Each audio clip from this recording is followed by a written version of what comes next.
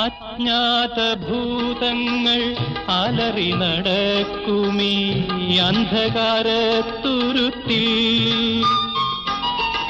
സ്നേഹനക്ഷത്രമായി നീ വിടർന്നോ, നിന്റെ മോഹത്തിനൊളി പരന്നു. നിൻ വർണ്ണമെന്റെ പ്രതീക്ഷയായി, നിൻ ഗന്ധം ജീവപ്രവാഹമായി പ്രവാഹമായി. ആവണിപ്പൊൻപുലരി ആനന്ദനീഹാര രത്നബിന്ദുക്കളാൽ ആലിംഗനം ചെയ്ത പൂവേ,